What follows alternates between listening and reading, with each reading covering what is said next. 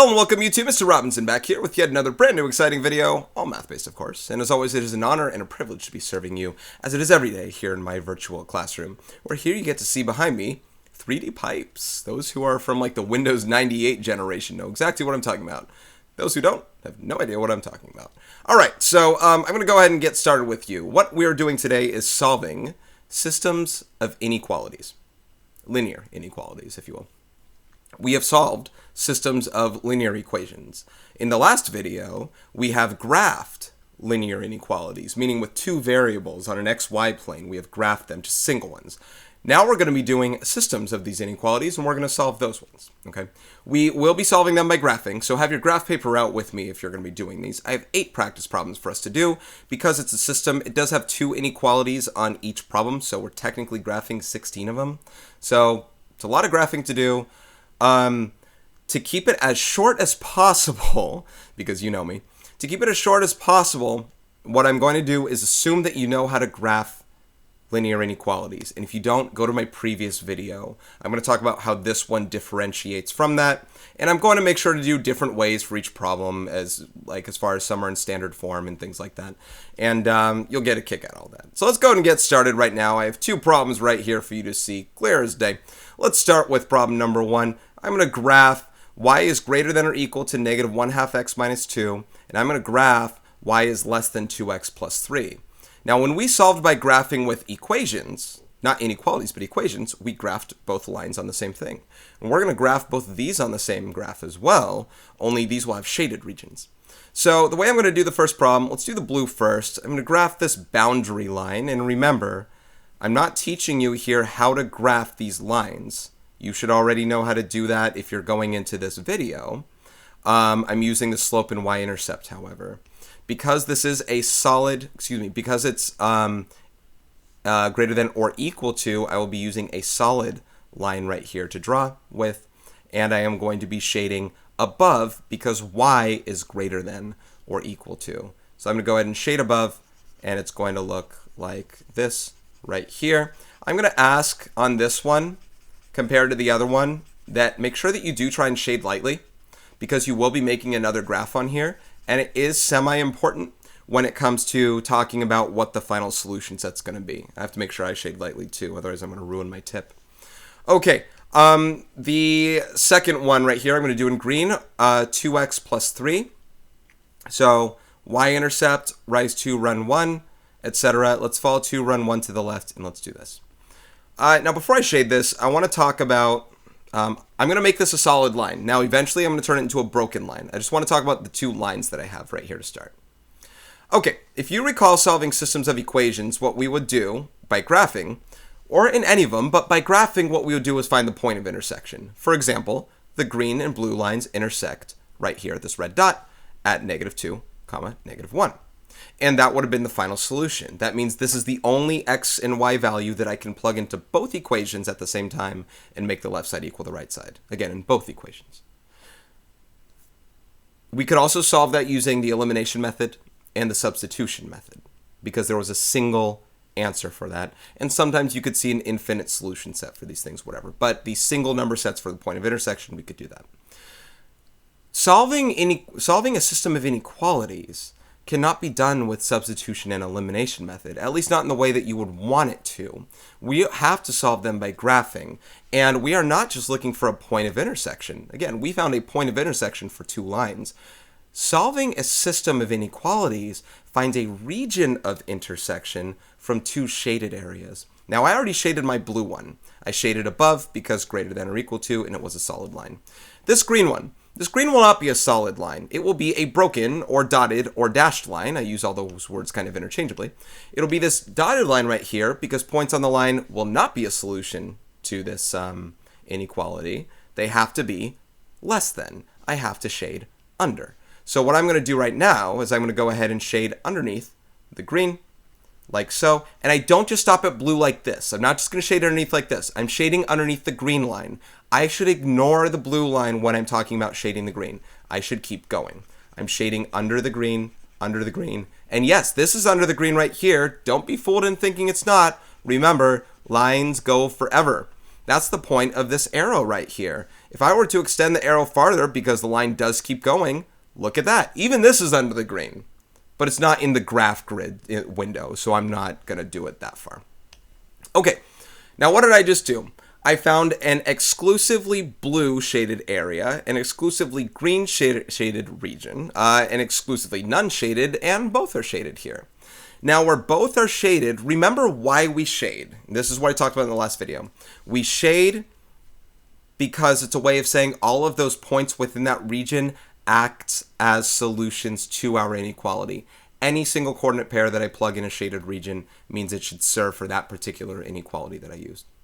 Now, what if both shaded regions exist together, if they coincide? That means that an ordered pair should be able to work for both inequalities.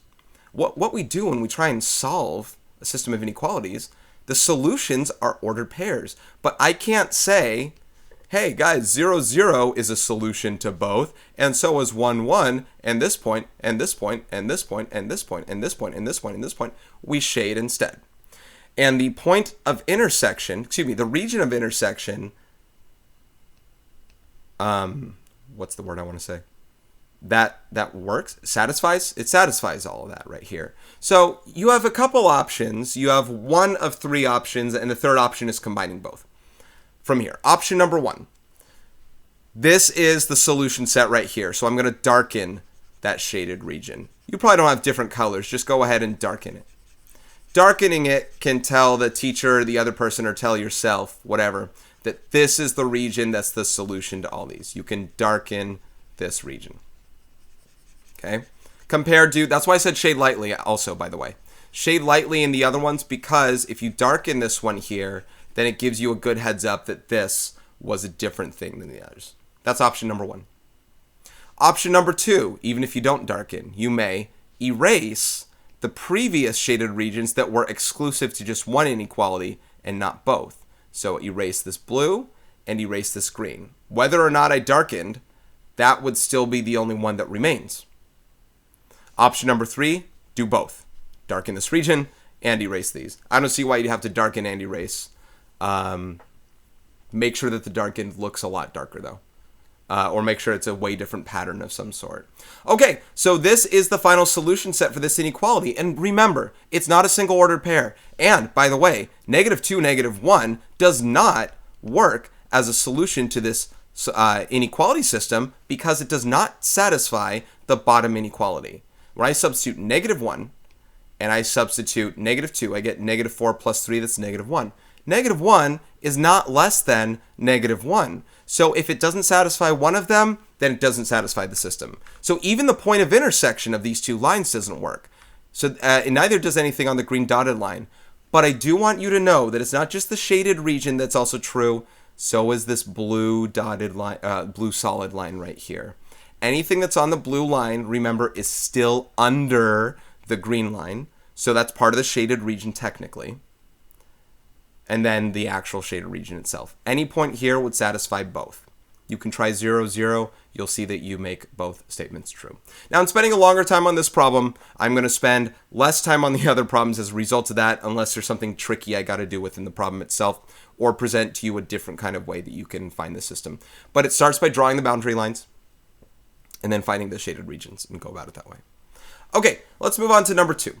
Number 2, blue on top, green on bottom. I'm going to do the same thing as last time. I'm going to graph the boundary lines. These are both or equal to's, which means they'll be solid lines, and I'm going to go and do the shading. Now, I'm actually going to reserve the shading for last in this one to show you an alternative method, the method that I generally do, like for myself, and maybe it's one that you also might like. So y 1/3 x minus 1. I hope I'm doing this right as I talk to you. So blue solid line, as I said, it will be solid. Now, ordinarily, I would shade above this, and I will eventually, but I'm going to save it till the end. I'll show you what I'm going to do with it. All right, the green one, 5/3 x plus 3. Can't really go up 5 over 3, so I'll go down 5 and left 3 like that. And I think that will take care of that line right here. Not bad. Okay, and that one I would shade underneath, and I will. But I'm not going to do the whole thing. I'm only going to find the intersected ones. So what you could do as like another option to not shading to start is just shade at the end and only shade the region that's the intersection of both of these things. For the green one, I should be shading under. For the blue one, I should be shading over. So what's the region? There are 4 regions here. 1, 2, 3, 4, whatever you call it, A, B, C, D. Which region is above blue but below green? Clearly not this one, that's opposite. This is below green and below blue. This is above green and above blue. This is above blue and below green right here. This is my final shaded region right here. And all of these are my solutions to this system of inequalities.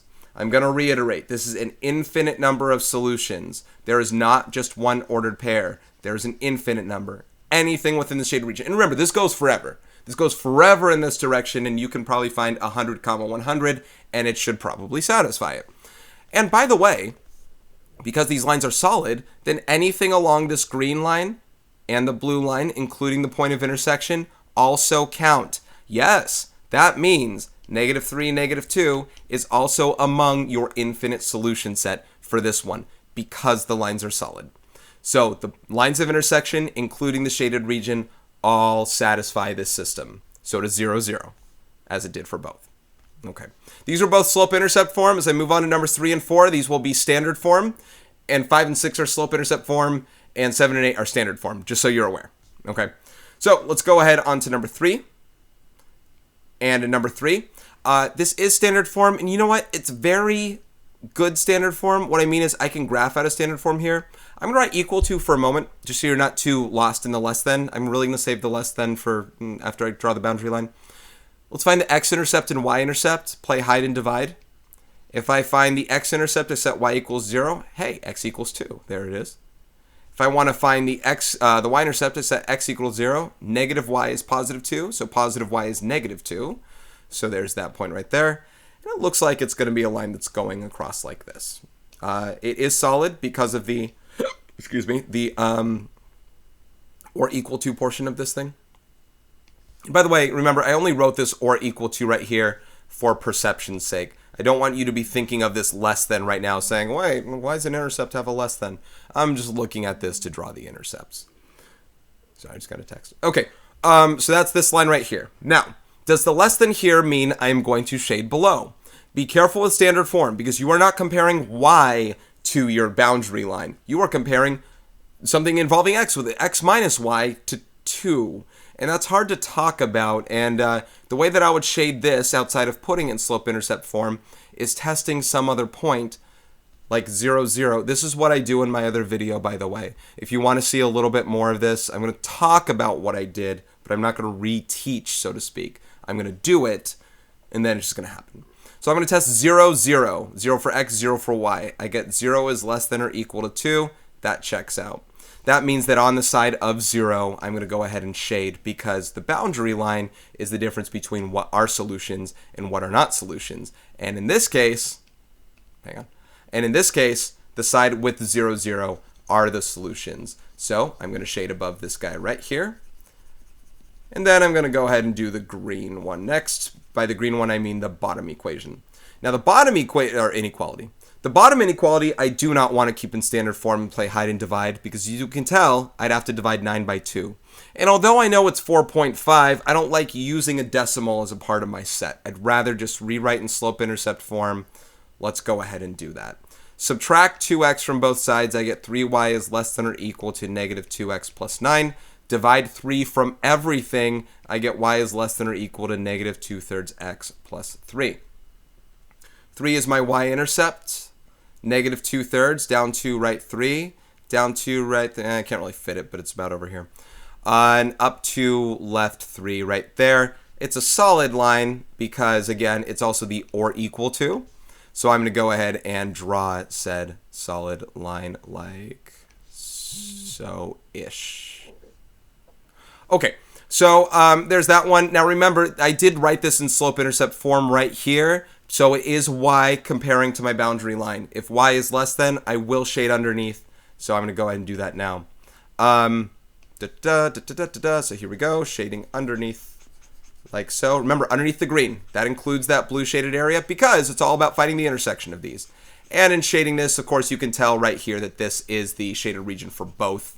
I'm going to go ahead and make that slightly darker purple right here. So the shaded region for both appears to be this guy right here. And again, I don't have to erase the other ones because they were an indicator that that's what took part to make this thing. However, the this top one only satisfies blue top inequality. The bottom one, hang on, this should be a part of it.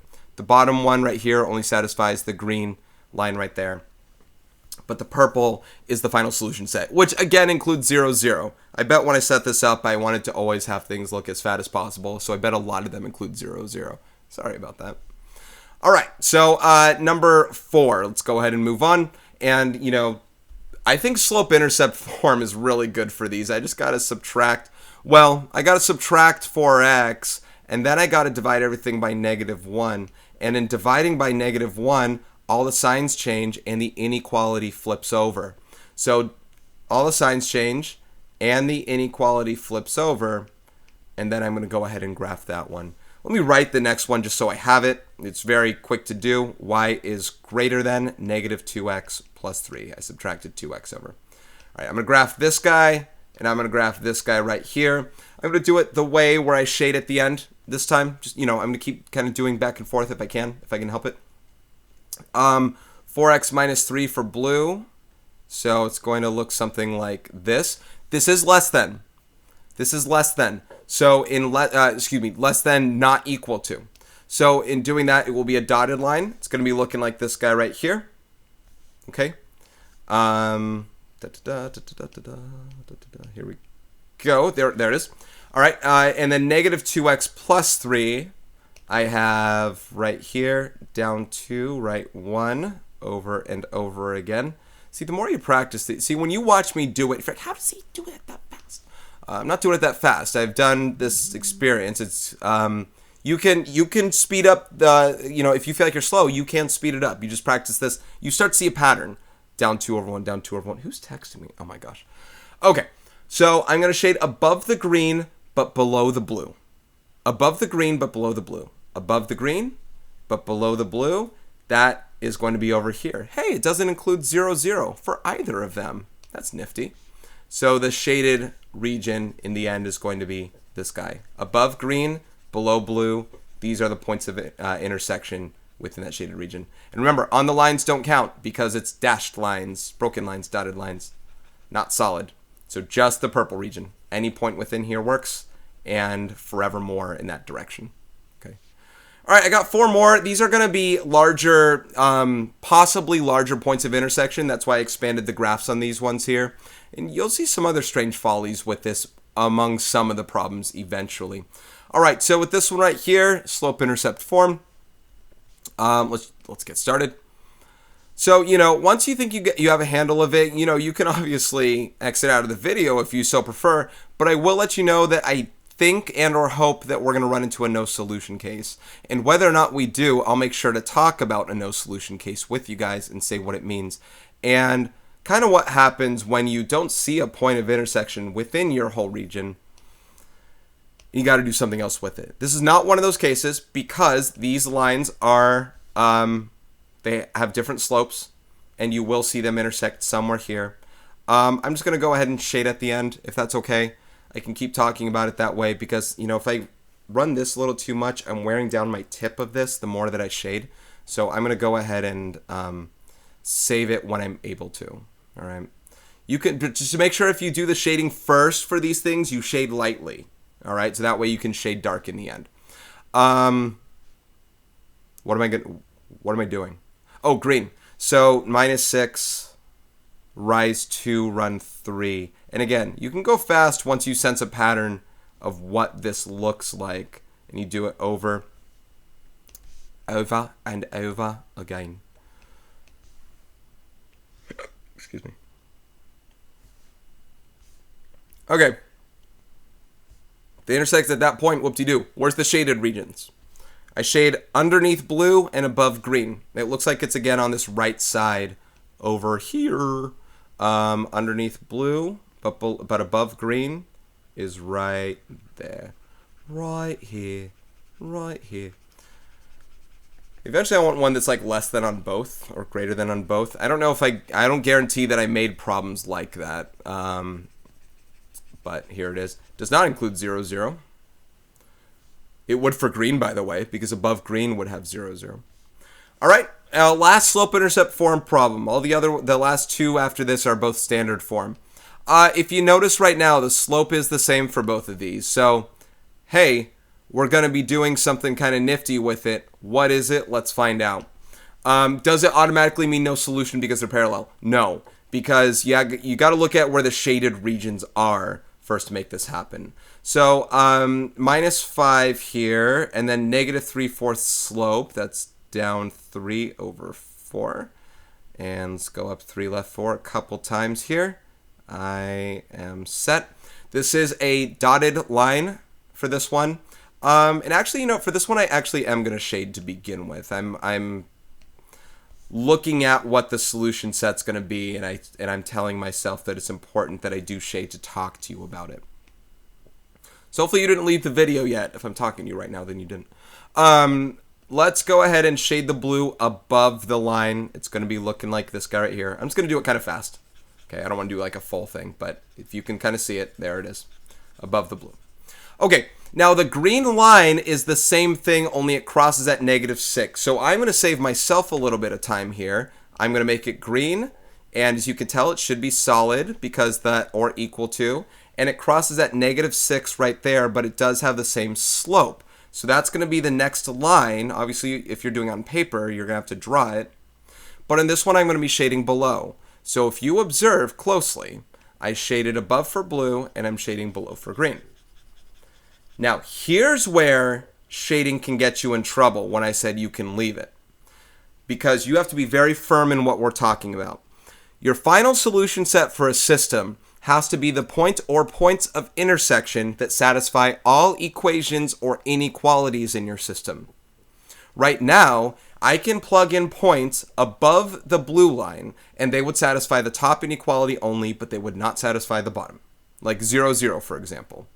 I'd get 0 is greater than -5. Here I would get 0 is less than or equal to -6, which is not true. I could also plug in something down below the green that would satisfy the bottom inequality, but would not satisfy the top inequality. And it looks like in the middle, I would satisfy neither inequality. Like if I tried this point here, -2, -4, that would satisfy neither inequality. So is there a point anywhere on this graph that would satisfy both inequalities? And the answer is no. The answer is no because there is no region of intersection of two shaded areas. Both of the shaded areas never touch each other ever. Now, I know that I stated that parallel lines in inequalities did not necessarily mean no solution.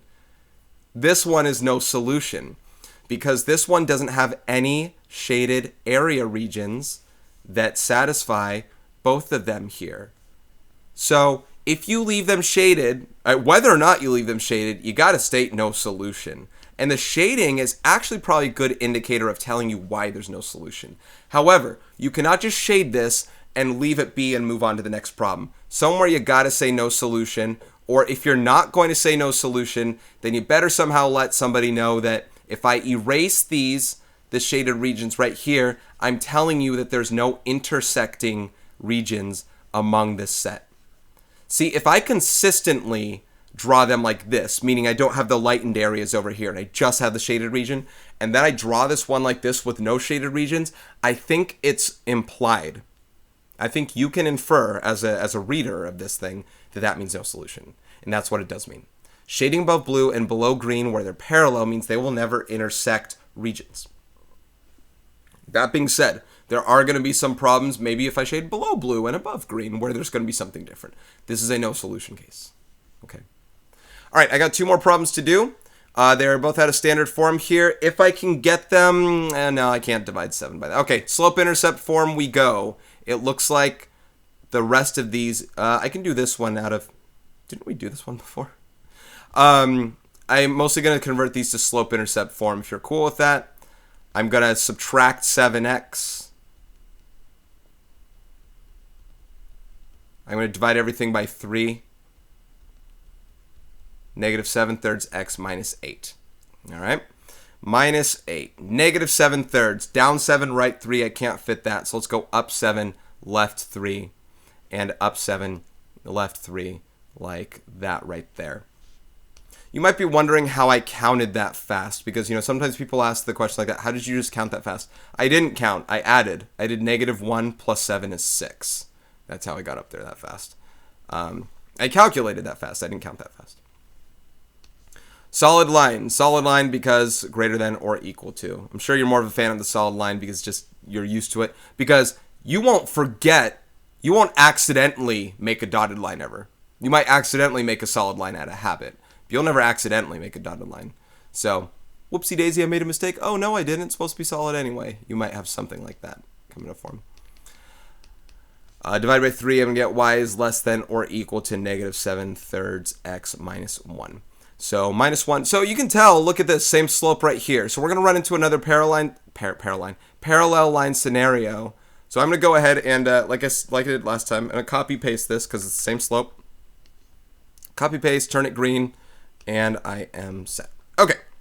And solid lines, by the way. Okay, take a look at this set now. I'm shading above the blue. Look at this, greater than. I'm shading above the blue, and I'm shading below the green. Now, in this particular case, I'll shade lightly to start. Let me kind of make it thicker this time because it's kind of ruining my little stylus to do this. So I'm shading below the green, and I'm going to shade, I assume that's all below the green. Hopefully you can recognize that. And I'm going to shade above the blue here, and above the blue looks like this.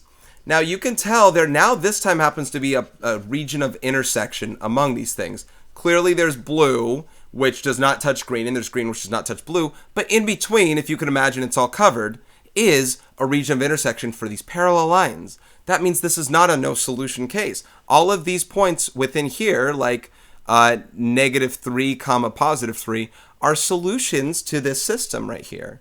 So I'm going to go and erase these two sets right now, and I'm going to just draw the inner region in like a purple, like this right here. Whoa! Not like that. Like this right here. And hopefully you're understanding it's kind of looking like that. And by the way, the solid lines count as well for this stuff here. Sorry about that. A little strange blotch. Okay, that's your shaded region. Kind of cool looking.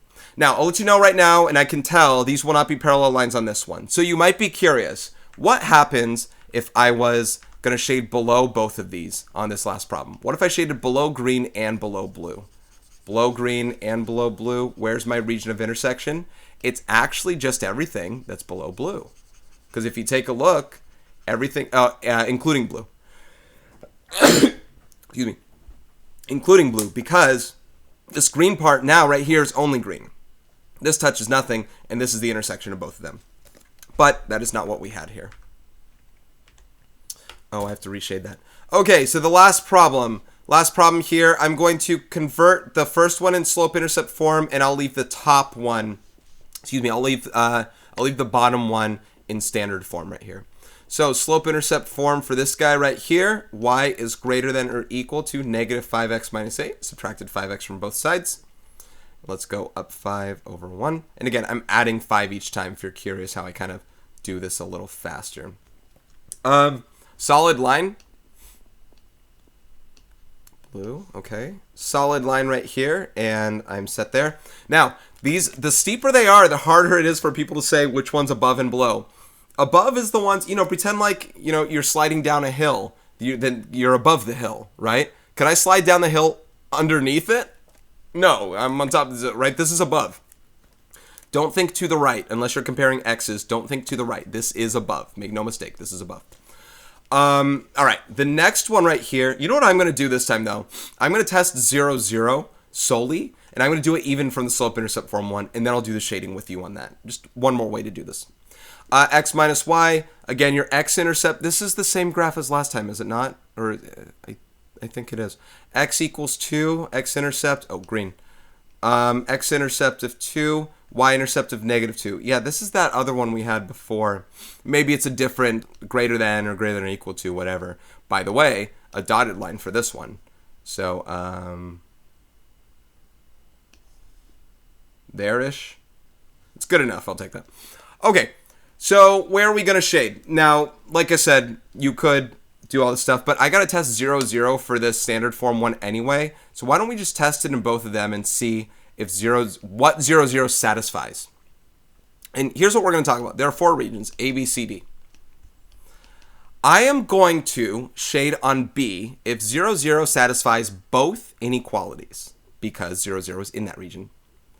I'm going to shade C only if 0, 0 satisfies the top, but not the bottom. Because remember, if 0, 0 doesn't satisfy the bottom, then that means that we are underneath the green, but we are above the blue. I'm going to shade D if 0, 0 satisfies neither of them, because this is above the blue and above the green. And I'll do A if it satisfies the bottom one, but not the top. So let's check it out. This is probably not a way you guys would generally do this one. 0 is greater than or equal to -8. True. That's for the top inequality. 0 is greater than 2. False. That is not true for the bottom one. So true for the top, that means I'm going to shade on the side that's above the blue. But I'm not going to shade for the side that's above the green because I don't want to satisfy. It looks like I'm going to choose C. And I'm going to shade this area right here because it satisfied blue. It satisfied blue, but it did not satisfy green. So this is the final shaded area. That's too light. Let's darken that and thicken that a little bit here. This is the last one, though. So you're shading in that C region. All right, so that's what graphing systems of inequalities are like. That's what solving systems of inequalities are like. You use graphs to do it. And in graphing that, the shaded region is an infinite number of solutions. There is no one solution possible in a system of 2 inequalities. It's either infinite number or no solutions. And we saw a problem with a no solution set. Here's another infinite number set. A lot of different ways you can do these problems. Hopefully I introduced them to you and they all worked out there. In the next video that I do, it will be using setting up word problems through inequalities and then probably graphing that and talking about domains and ranges and things of that nature and solving them.